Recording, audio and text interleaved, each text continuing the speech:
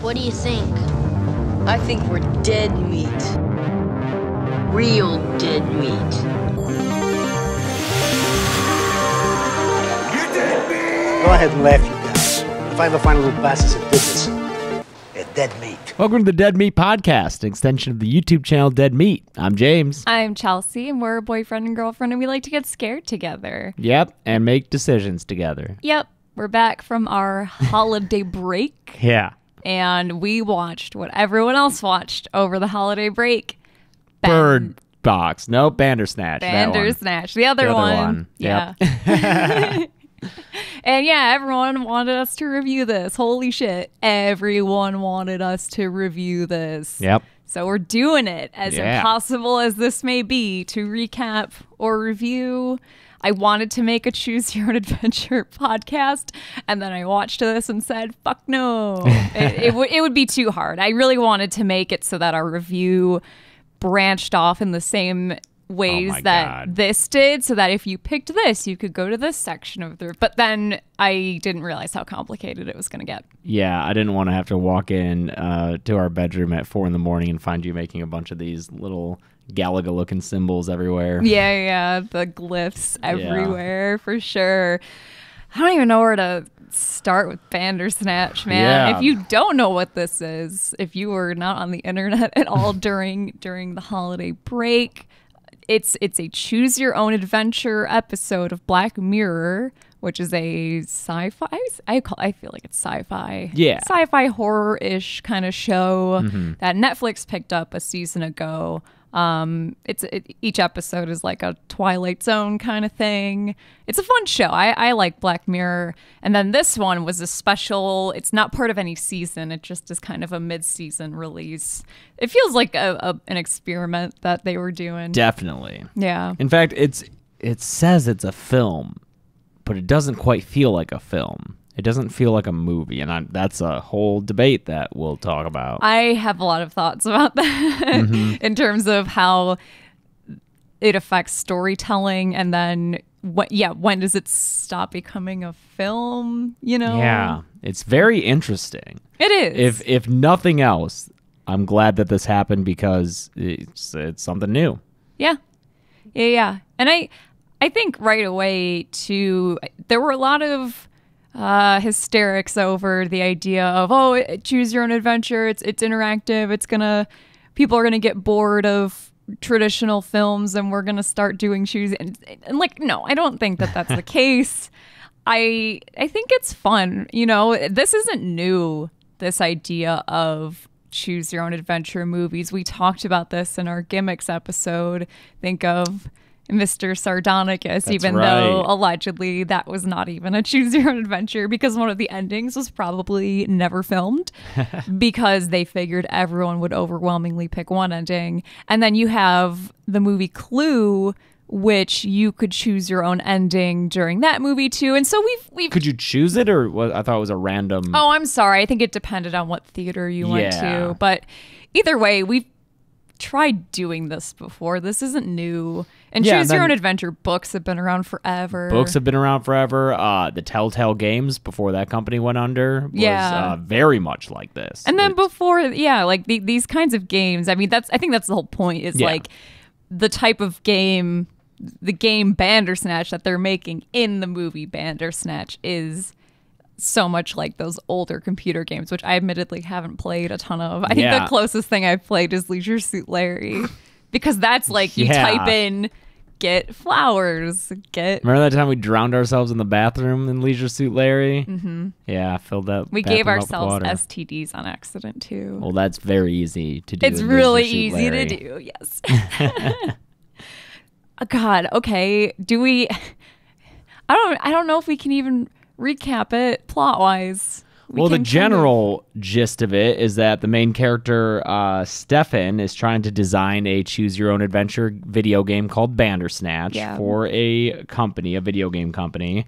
And it's based off a book, Bandersnatch. There's a lot of layers here. Yeah. A lot of layers. And the author of the book went crazy and decapitated his He girlfriend. chopped his wife's head off. His wife's head off, yeah. And my favorite is when he's like, oh, Jerome F. Davies was a genius. And then Colin, this other character's like, didn't he go crazy and chop his wife's head off? It's like, yeah, but besides that, yeah.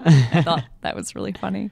Yeah. So yeah, I mean that's pretty much it. That is the baseline. He has Colin has a dad. Oh yeah, his mom died when he was a kid. Or I'm sorry, Stefan. Yeah. Stefan's dad is there, and his mom died when he was a kid. So it's just him and his dad, and he has a therapist who he still talks to, stemming from his mother's death when he was a child. And so, that's about it as far as the baseline stuff goes. The whole goes. thing is kind of his mental unraveling as he's trying to design this game. He's got a deadline. He's working from home. Yep. Besides that, everything is pretty we can't explain this in a linear fashion. I think we should just kind of freeform talk about how we felt about it overall, and then that'll take us down individual paths of the movie, I think. We've played those Telltale games before. The Walking Or no, we haven't played Walking Dead. We did Game of Thrones and we did Wolf Among Us, which is great. I loved Wolf Among Us. Yeah, they're great stories, but they're awful games to me as someone who played a lot of video games when I was younger and is now starting to again, because there's not the choices aren't real. You know, you mostly wind up in the same path, because we did Wolf Among Us. That was our first experience with it, and we played through and we had a great time. And then we were like, let's go back and do go be a dick to everyone. Let's just do the most douchey thing we can. And I think that's how most people play Choose Your Own Adventures. You play it once through and make the choices you would make, and then you go back and are like, let's be fucking assholes to everyone. Yeah, and 10 decisions in, we're getting the same shit. It's the same thing, yeah. So I think that makes me a little wary, because it's and I mean, this gets into it. It's impossible. It's the illusion of choice. It's the illusion of choice. And they discuss that in this too. And it's impossible to code and write that many really different branching decisions, because it's like butterfly effect. Like one little change and you could have something entirely different, but you can't. There's just not enough room or space to program or write that many variables. So especially, and I was made wary of the movie's premise when the first couple of choices are choose a cereal and choose a song, and I felt like they didn't matter, and I guess they don't. They don't. They kind of, there's little things where, and this is the stuff about it that I found really impressive, actually, is depending on what cereal you choose to eat in the morning. Later on, he's watching a tape that's been recorded off TV, and the commercial that plays on this tape is the cereal that you picked. Yeah. So that changes, which I just think that little detail is impressive. That's cool. And depending on what song you choose on the bus, your taste in music is different. When you're talking to Colin later, he asks what you listen to, and you're you hear yourself off screen. It's like a dub where you're like, oh, I listen to Eurythmics or whatever. Yeah, that made it easier. Picked. Yeah. So that's kind of fun, but yeah. But then there are a bunch of different endings, and it was fun to see how we could get the different ones. But it was also sometimes frustrating when it would set you back after you would reach one ending, and then it would give you the option to start back from a certain point, and then you'd have to go through some of the same stuff again. Yeah. And so yeah, it's a mix. It was definitely an experience that I'm glad I did. It doesn't feel like a movie. It doesn't feel like a movie. It feels more like a game. Yeah. Yeah. And it's weird because it kind of does feel like a Telltale game, but you just said a few minutes ago that Telltale games, they're terrible games. So where do these things exist? They're in this weird gray area. And that frustration of having to do stuff over and over again does feel, because I liked Choose Your Own Adventure books a lot when I was a kid. Yeah, but I would always flip back and forth so many times to check out all my different options, and you don't have that option here to put your thumb in the book for an easy reference. You have to sit there and watch this shit again. But then I would remember sometimes going down a path in those books and then getting to a shitty end and then realizing I have to go back kind of far to really get somewhere different. So there's that kind of frustration too. I think that's kind of built into stuff like this, unfortunately. I don't know. Yeah. It's interesting. the acting was all good, and I didn't expect. So spoiler alert, I guess. We're gonna ruin this thing, which. Don't let us ruin it for you. Go watch it. Yeah, definitely go do it. It's worthy. It's a newish thing. I think it's a technological achievement. Yeah, if you know anything about filmmaking, good God, the post-production I was workflow getting here must sweaty have been watching this. Just thinking about those poor people in post-production, the script supervisor, the the production coordinator, fuck me, I would never want to work on anything like this. So big ups to all of those people. Definitely. They're not going to get the credit they deserve. We should the know their kept track of shit and made it so this was possible. Yeah. Definitely. But I do like, and I guess I didn't expect this. Maybe if I had thought about this a little bit more, but I like to watch things without thinking too much about them beforehand. I didn't expect us making choices to become a part of the plot and the story. I did not either. Okay, so I think that was very cool, and we probably should have. It's a Black Mirror episode. It's a Black Mirror episode. And that's exactly how the type of thing that Black Mirror touches on. According to interviews with Charlie Brooker, who is the creator of Black Mirror, and he wrote this episode. He originally did not want to do Choose Your Own Adventure. I was watching an interview with him where he said, hell no, it sounded gimmicky. They didn't like it. But then, of course, they reflected on it and they thought, well, what could Black Mirror say about Choose Your Own Adventure? So I think... And that's what they landed on, probably? Yeah. Because eventually the character, Stefan, realizes that someone is making choices for him. And that, like I said, I didn't expect that. I didn't see that coming. That's a very cool thing. And it plays into... it's a fun, thought experiment for psychoses and... different abnormal psychologies that have these delusions. Oh, all I could think during this was this would not be a good program for someone who struggled with that. Yes. This like schizoid personality disorder or schizophrenia, stuff like that. Things where people do think that they don't have control over their own thoughts or actions. This is definitely this is like a Truman Show-esque thing. Because wasn't there after Truman Show people I think had the delusions that they were also in that same scenario? My name's Joel Gold. I'm a psychiatrist here in New York City. The Truman Show delusion is something that I observed while working at Bellevue Hospital here in the city over the course of a few years in the 2000s. If your entire life is a television show, then really you're being controlled by, by the directors in the control room. But as someone who studied abnormal psychology in college a lot, it's a fascinating take on that kind of thing. Yeah.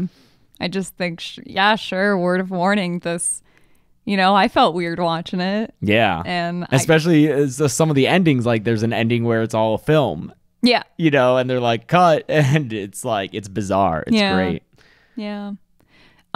Did the presence of different realities, because there are a bunch of different realities in this, and that's, again, part of the central premise is that there's more than one universe and more than one reality in Lifetime. Did that take away or add anything for you? Because for me, I felt a little meh about it. Yeah, we talked a bit about this after we watched it. Yeah. And yeah, part of the, I guess, it's just the nature of this makes it difficult to talk about. The reality, I'm throwing up huge air quotes on that, of Bandersnatch. It is hard to get a hold of because... As we discussed, not only are the potential futures that you choose variable, but it turns out that also depending on the routes that you take, the backstories also seem to change. Yeah. And that can be very frustrating because, there's an ending where it was all a movie. There's an ending where he's part of an experiment. He's a subject of an experiment, so he's been monitored his whole life, and his dad is just the person administering this. Yeah, and in that reality, his mom wasn't his mom. Right. She didn't die in a crash. That was just a traumatic experience to trigger whatever in him and study him. And when you have that reality, and then also the Donnie Darko-esque reality where he goes back into his former self. Oh my gosh, that's such a Donnie Darko. There's a rabbit. Yep. and he chooses or doesn't choose to go with her on the fatal trip. It takes a little bit away. Same. Right? And before, like, I'll just say right up top, yes, we understand that is the premise of That's the this, that point, there's yeah. multiple universes and different realities and shit. But that makes it hard for me to feel attached and to feel like any of the circumstances carry any weight, because I don't know. I kind of just want one concrete reality and being able to make decisions in that reality that only affect that reality or that timeline. And I think that if that were the case, at least if there was a concrete backstory that, like, the past was fixed, I think that it would add more weight to the endings that you get to through various choices, because then having a ground set of facts to reflect on, especially after getting the various endings, makes those endings more tragic or ironic to look back and be like, oh man, because we now know all this, it sucks that he wound up doing this when he could have done this. Whereas with how Bandersnatch ended up, you get to one of these endings and it's like, well, I guess that's the reality of this ending, and it doesn't really matter. If I'd gone a different route, it would have changed the entire nature of everything. The entire universe of that. Yeah, I feel the same way. I kind of wish that in every single, we'll say universe, every ending basically is part of its own universe. I think that's the way to explain it that makes the most sense. I kind of wish in every universe of this that his dad was his dad. Yeah. And so that was like a reality. That is a set reality. That it's everything he's experiencing is real. Maybe when he finds out he is being controlled by someone on Netflix, that becomes part of it. Yeah. His story and stuff is all real. His parents are real, but they just happen to exist in this thing. Yeah, and you could still do the Donnie Darko ending there. Yes, which was my favorite ending. Yeah, because that also featured the creepy fucking image that got me every time. When we played it through. Oh, yeah. Well, when you played it through with me, because you did it on your own. You really hated this. This kid coming through the mirror is so fucking creepy to me. Just his face and the effect of him coming out. I saw that image 3 times, and every time I was like, no. Yeah. But I loved it. But I hated it. Yeah, for sure. Oh man. Yeah, the ending where he goes back is by far my favorite, where he gets on the train with his mom. Yeah. That's the best ending. Yeah, I think so. I agree. I think if this was just a straight up episode, that would have been the ending of the episode, you know? That seems like the most Black Mirror-esque way to go about this, because others, he like hacks up his dad. Okay, I liked that too. It's funny because when I was playing through it, I was worried because I knew I wanted to review it for this, but I kept thinking this is not horror enough. Then we got to that and we're chopping up dad and burying him in the backyard and shit. I'm like, okay, we're good. Yeah. We're in a good area that I'm personally comfortable with. We can do this. Yeah, I don't know. I think we feel the same way about just having a baseline set of facts. Yeah, and it's, I might not even be explaining it as well as I could, but I think a lot of people felt a sort of frustration with this, and hopefully what we said maybe gave some shape to kind of a nebulous disappointment that they may have felt. If they're like, something was off about it, but I don't know what. Hopefully we helped someone understand. Like I think maybe the way that affected me the most is, so like I said, my favorite ending is the one where he goes back and gets on the train with his mom. But having seen that ending after I just watched an ending where his mom's not his mom at all and is an actress, it's like, well, is she his mom in this one? Which I think she's supposed to be. I think so. In that one.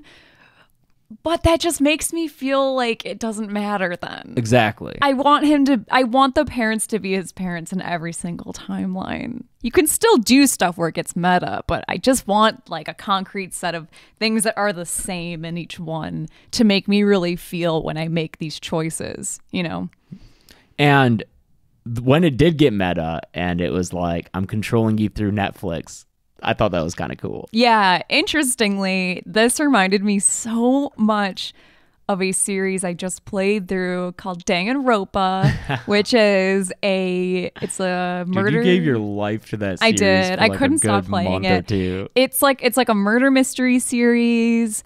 God, how to describe it? And you don't want to spoil it. I don't want to spoil it. Well, okay, I guess fast forward a minute if you don't want Danganronpa spoilers. All 5 of you. So in the 3rd game, it gets super meta, and the characters in the game realize they're characters in this thing, and so you then feel guilty for playing it. Trapped in a fictional Danganronpa-inspired world and forced to play the killing game. That is what the world desired from you. So yes, I'm the mastermind. But the real mastermind forcing you to do this is the people of the outside world. And for murdering them all for your entertainment, pretty much. And that's what it reminded me so much of. Yeah, because we've talked to people who watched this and said they felt really guilty and just like down about this. And I was like, yeah, it's because you're the one doing it. Yeah, that's what that 3rd game gets a lot into. Even though, these are fictional characters, they have feelings. We've written them with feelings and families and Westworld backstories. territory. Yeah, a little bit. Yeah. Can we talk about Colin? Who was the fucking best. We fucking love Colin Rittman. Yes, Colin Riffraff. Oh my God, I love his voice. Will Poulter, who he was going to be Pennywise until directors changed, stuff happens, life happens. Yeah, he's great. My favorite part for sure. Oh, I mean, right off as soon as he's introduced, I'm like, that guy. That's the fun character to play. Like, the main character is Fionn. Fionn I'm Whitehead? sorry to pronounce it. I just feel like it's Welsh or something, and there's probably some fucking crazy ass way to pronounce it. I guess he was in Dunkirk. He was. I don't remember who he was. He's the main character in Dunkirk. Oh, he was the main dude in Dunkirk? They all kind of look like that. I believe he was young, the main character young and ready to get killed in war. Oh, right. Just young and bright-eyed and ready to just drown in like the most traumatic ways. Fuck. Dude, Dunkirk is fucking dude. scary. It's very good. It's borderline horror because I'm very afraid of drowning, when they're personally. fucking hiding that hull of the ship and like shots are coming through, that's the part that sticks out to me. That's the good shit. It's yeah. a good movie. if you brushed it off because it's like another World War II movie, no. I implore you go and watch it. Yeah, it's watch very, that. very Also, good. Hacksaw Ridge, another great war movie. We both liked Hacksaw Ridge. That's fucking gory even as though, shit, man. Who did Was that? it Mel Gibson? Man. Okay. Hacksaw Ridge is great. Speaking of Mel Gibson. Oh yeah. I'm sorry. I'm getting sidetracked. This is becoming my own Choose Your Own Adventure. Oh podcast. no. We can let's all vote to choose our own adventure for a holiday coming up. I want to do an Easter episode of the Dead Meat podcast where we review Passion of the Christ. Oh, God. Because yes, it is a horror movie. It's gory as shit. Oh my God. Yeah. And you've never seen it. I have never seen it. My mom parents dragged my family to the theaters. We were so I also was raised Catholic, but my parents, especially my mom, felt no, we focus on what Jesus taught and his kindness, and there's no point in making ourselves feel guilty over how much he was tortured, because that's what Catholicism does, is it makes you feel like shit always. Holy shit, that movie. So my parents did not want to take me to go see. Oh, we were there. Oh boy. So I want to watch it, and I think we should do an episode about it. Let us know. Everyone's gonna want to. Or we could watch Critters too. Oh my God, that's right. That's an Easter movie. We could do that. The choice is yours, viewer. Yeah. Let us know. Choose your own adventure. Critters 2 or Passion of the Christ. With special guest Jim Caviezel. Is that Jesus? Wouldn't that be fucking crazy? You get to choose how many times we flog him. Oh my God, he would probably think that reviewing this on a horror podcast would be so sacrilegious. Oh, is he like super I think he into is it? really religious, yeah. Yeah. I mean, when you get cast to play Jesus, I feel like... Didn't Defoe do it? That's true. And Ted Neely, who is my Jesus. My canon Jesus is Ted Neely. He seems like a very nice gentleman. Okay. Bandersnatch. Bandersnatch. Yeah, Colin.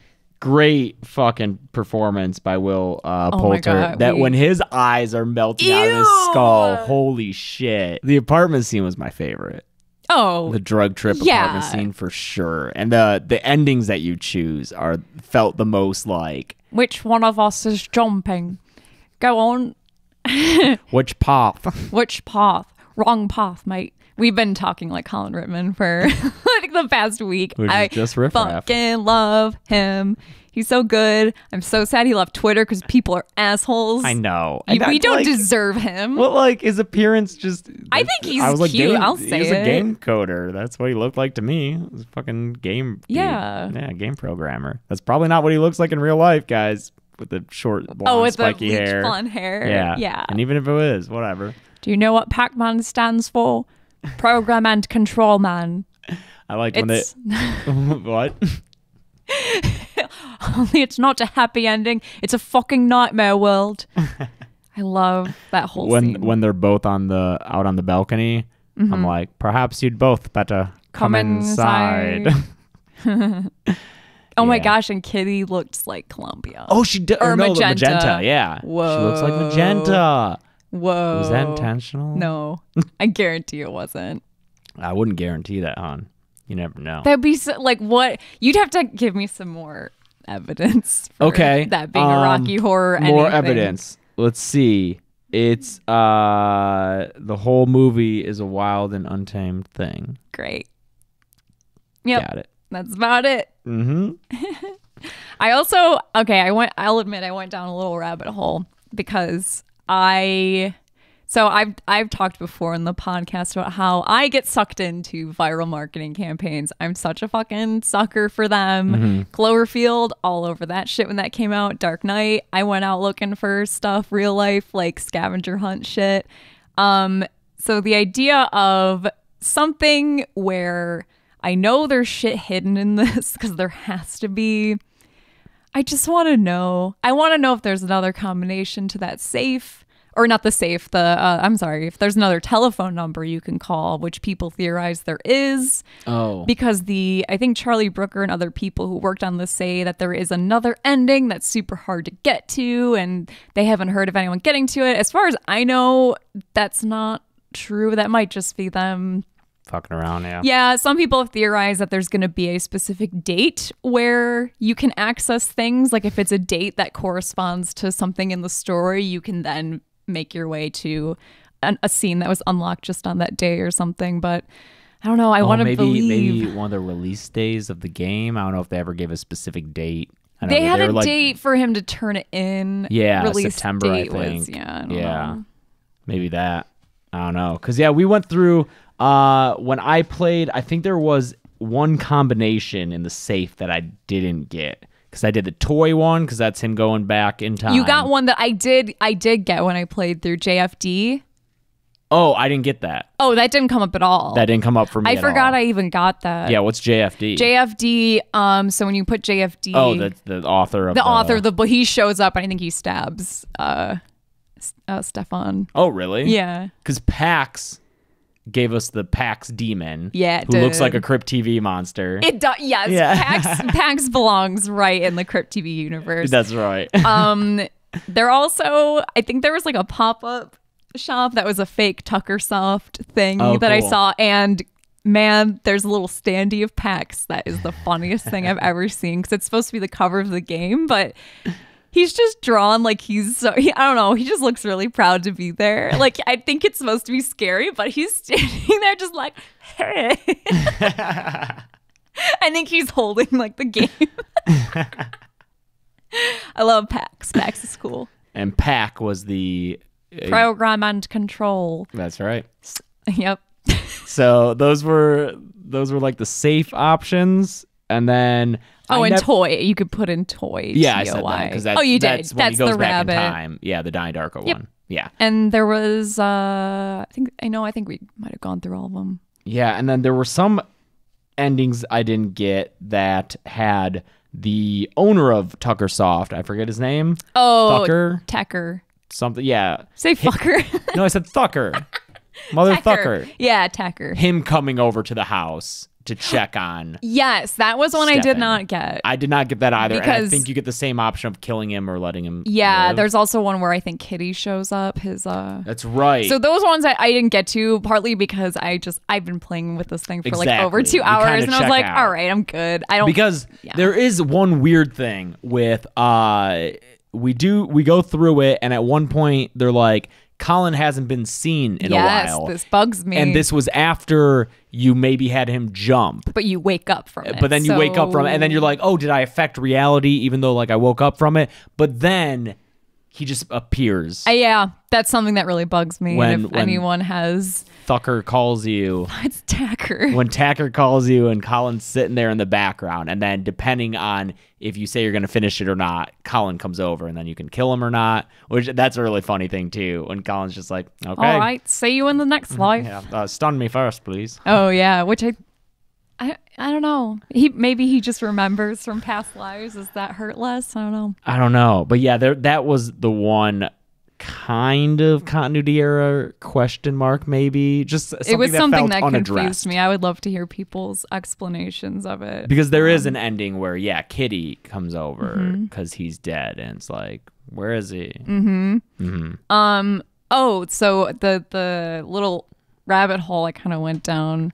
And I wonder if that's why his stuffed animal's a rabbit.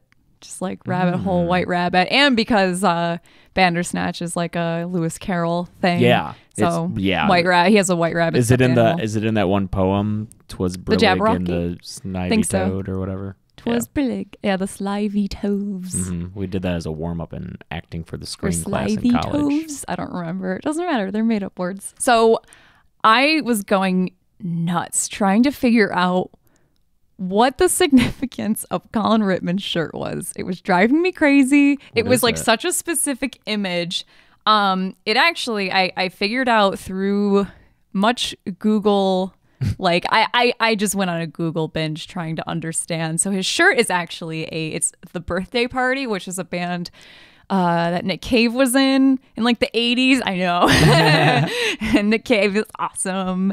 So yeah, he was in this band called The Birthday Party, and it was interesting because I was looking through and I'm like, is that an album cover? Like, is there some, because it just seemed such a specific thing, and apparently music is really important to Colin, because he asks Stefan, like, okay, what kind of music do you listen to? All right, get a pen, I'm giving you some music recommendations. And he buys records later, and they all do drugs. So music is important to this character. So they chose to have him in this specific t-shirt. I don't know, nothing feels just whatever in a Black Mirror episode, So I don't know, I would love, I had to give up at a point, but it'd be cool to kind of see if there's more significance to that, because I was looking at some of their old albums, their first album where they weren't The Birthday Party, they were someone else. They were like credited, they like changed their band name, but their first album is Door, which I thought was kind of creepy, because we have like the book in this episode, Look Door Get Key or something. Oh yeah. And there's literally a bunch of their song titles just sound like things from this episode. Like there's like songs about voices in your head, and there's a song they have called Catman, about the Catman coming to get you. And there was one about like, don't go in the garden, there's hands coming up from the hedges, and so which he buries his dad. Yeah. So I don't know, maybe. But I just thought it was an interesting coincidence, and then I had to stop. Yeah. But I don't know. Well, that's something. Yeah.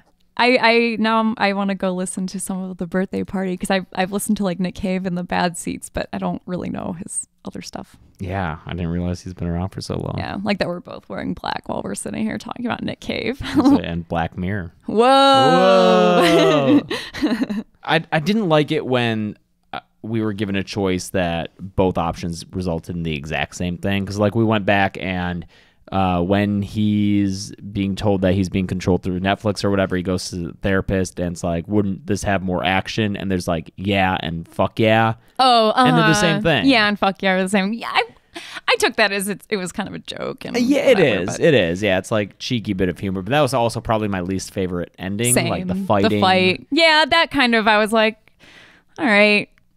It was all right, I guess. If you liked it, that's fine. I just was kind of, because the rest of this whole thing feels so bleak, and then you get this weird, like, I don't know, it's kind of silly. I forget. I think people on Reddit were trying to suss out what the highest rating you could get for Bandersnatch. I thought 5. We got 5. Yeah, but also wasn't it 5 and he went to prison or something? Yeah, you're never getting a good. No, I think people said that the happiest ending you could get was like you take your meds, like you don't not take them, and it's like a middling review, but you don't wind up dead or in jail or killing your dad, and it's like a 2.5, and they're like, that's about as close to a happy ending as you can get in Bandersnatch. Yeah. It would be cool if, because you have that at the end of each thing. I like that there's that. I like that too, where that's how you know you've reached the end of that path, is you get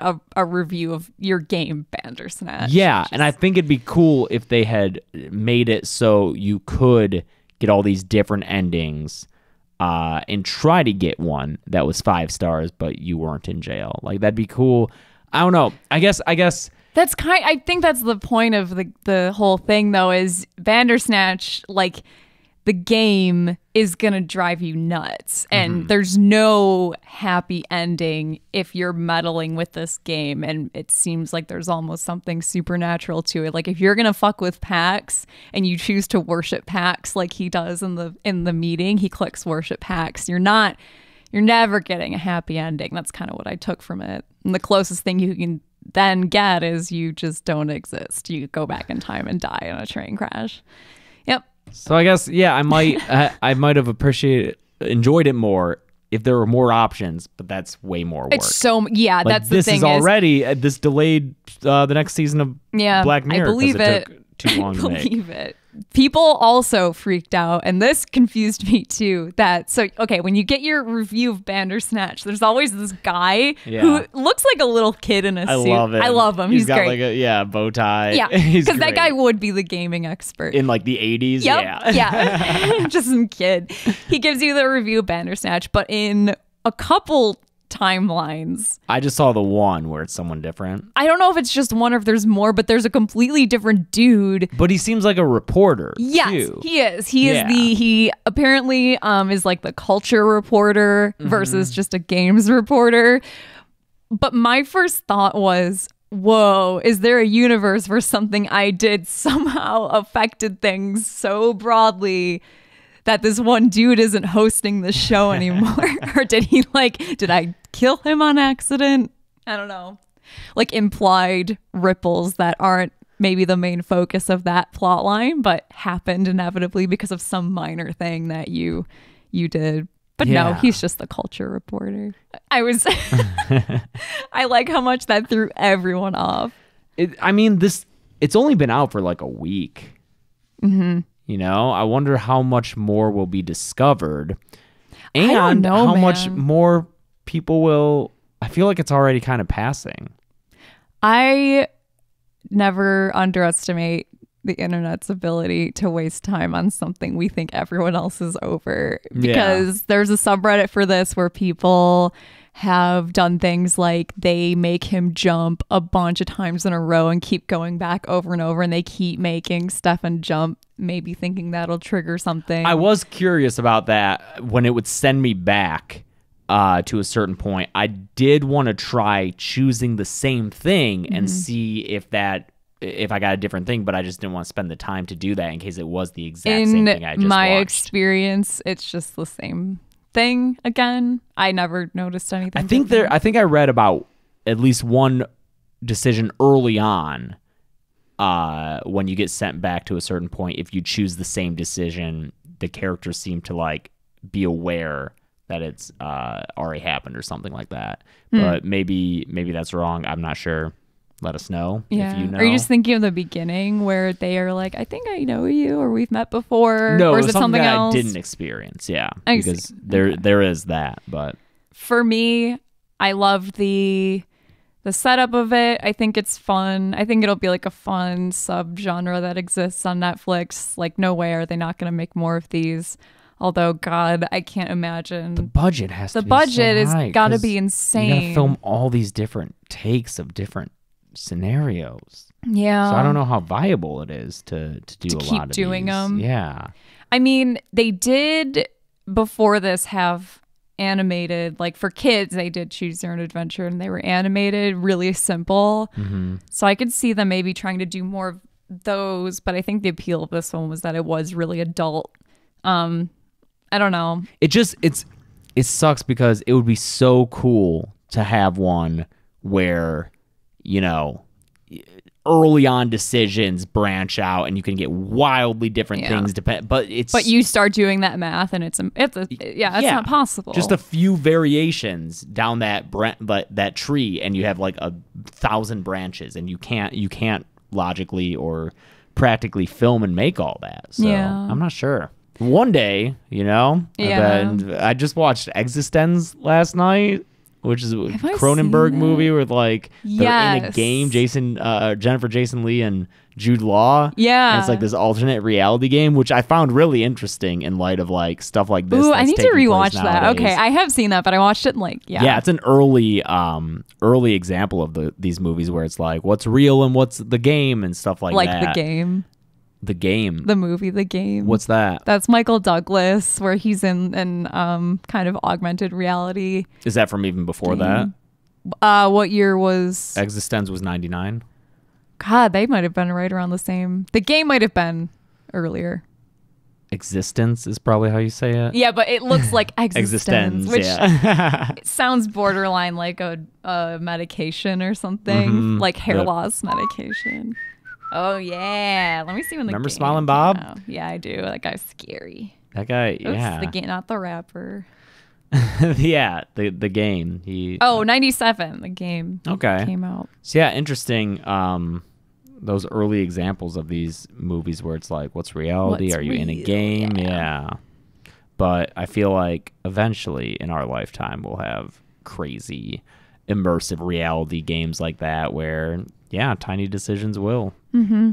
But for now we have stuff that people have to film, and so they can't film 10,000 variations on something. Yeah. Yeah, I don't know what else to say about this. I'm real curious to see what other people have to say about it. If you listen to this and maybe you just listen and enjoy normally but don't leave comments, consider leaving an in-depth comment, because like I've read some stuff on Reddit of people's opinions. Yeah, there could be stuff we totally missed. I think I can think of a few things where there are just random things that I noticed that I didn't feel like fit anywhere in our conversation.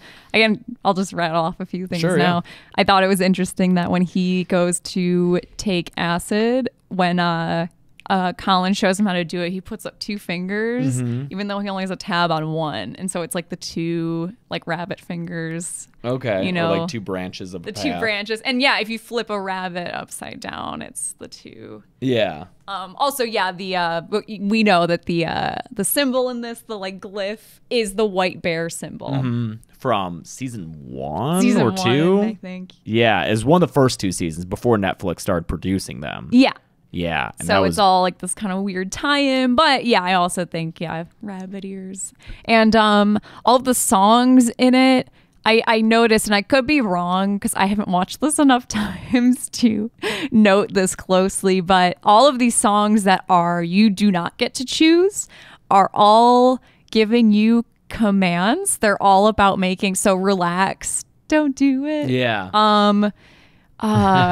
Then there's Making Plans for Nigel is like, I mean, that's pretty obvious. I'm trying to think which other ones. I don't know. But the ones you do pick, like that Eurythmics song we got when you picked the Now compilation, is all about I feel and I want. So I think it'd be interesting to see if that holds up. If all the songs that you pick in each timeline are all songs about I want, or from first person where it's about your desires and what you want, versus songs that you're not picking that are just in the film are all about telling someone else to do something, or are about telling someone to do something. I don't know. That's my little... How do you get the code, the audio code for the game? How do we wind up on that? Oh, that sounds like a modem connecting? It's if you watch after the credits. I do not understand how this technology works. Yeah. It's a sound that sounds like a dial-up noise that you apparently, if you put into it's like a VX Spectrum, I think is what it's called. I would look at the Wikipedia that I printed out, but Lucy's sitting on it. I guess if you somehow you load that into that old gaming system and you get Nosedive, the game that Colin was working on. How the fuck can a system translate sounds into a game, and how the fucking people figure out a way to make a system that can translate sounds into games? How do vinyl records have ridges? How do computers work, man? How do magnets electricity work? jumping from transistor to transistor result in Subnautica? Like, what the fuck? I know. It's crazy. Yeah. That's why we host a podcast, because I don't... Because we can't do any of that shit. I can't work computers. I could not... Oh my God. If you asked me to explain how a computer worked, I don't think I could. Yeah, and I want to be able to say, like, oh, I love how the dad was like this misunderstood guy, but I can't because there's all the different realities. That was another thing that I thought would be fun to mention before we go is you had such a different experience with the dad character than I did.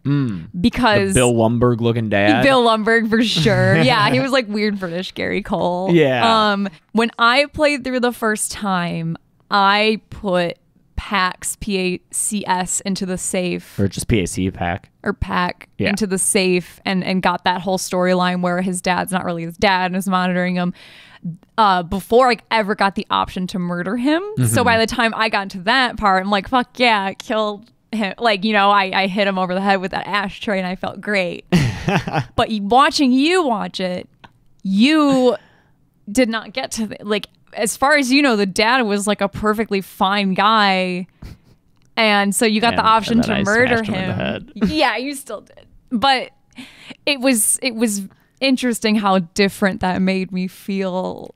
You know, so I think that's like a thing about this that I think is interesting is you have such a different emotional experience depending on what order you play stuff in, and that can also play into people's arguments of whether or not this counts as a film versus a game, because a movie's supposed to be a shared experience, right? That's why a lot of people, and I think it's a silly argument, but a lot of people argue that games can't be art because it's that your experience is so, you know, it's not the shared experience, you know, it's not one vision that everyone is experiencing the same way. Yeah. And I think that applies here where everyone's having a different experience. I don't think that makes it not art, but it's interesting to think about, like, what are the ramifications of that as a creative, you know? Yeah, definitely a fun experiment at the very least. And a fun experience. Yeah. And it came out, it came out December 28th? I don't know why it didn't come out a week earlier for really hit that break like Bird Box did. I don't know. It was a fun thing to do over the holidays. Now that you did that while I was gone. Yeah, I Florida. Fucked around with this thing for 2 hours and then called it quits. Yeah.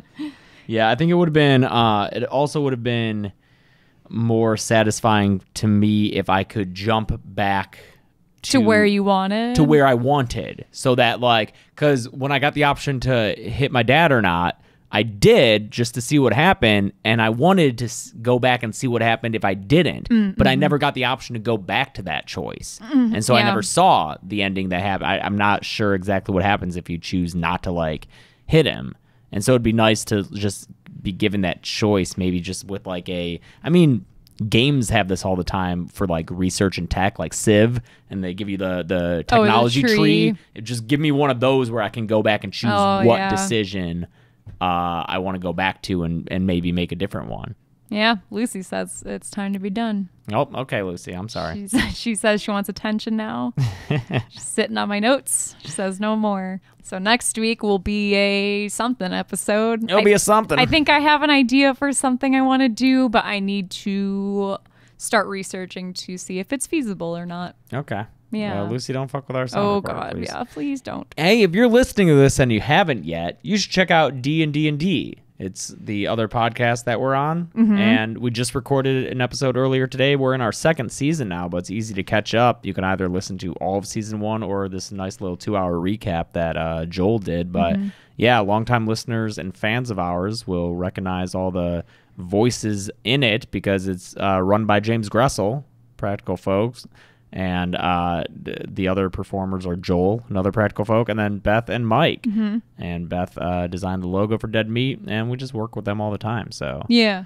That and also, if you are looking for just a random horror movie to watch, if you want to see what's available online right now, check out Cherokee Creek. A friend of the show, John Massari, composed it. That's right. Directed by Todd Jenkins. It's online now, banned from Amazon. What? Yeah. Holy fuck. I watched it and I guess I could see why it's banned. There's equal opportunity nudity. I was about to say, you said they hung dong in it, right? Yeah, they do. Oh, well, there you go full then. frontal dong in that movie, which, you know what? And I believe, it's the director too who's naked in it. Really? So you know Good on what? him. If you're going to have naked actresses in your movie, you can get naked too. Why not? Then it's like a fun party for everyone, you know. The Starship Troopers. It's the Starship, thing. it's the Paul Verhoeven method of nudity directing, which I appreciate. That's a movie about Bigfoot. If you're into Bigfoot, that's you can get it like anywhere else. Just Amazon for some reason said no. Weird. Yeah. Interesting. Yeah. So if you want to watch a banned movie, Ooh. you can go to iTunes or anywhere else and check it out. Yeah. And we'll be here next week with another episode. You can follow social media stuff at Dead Meat James on Twitter and Instagram.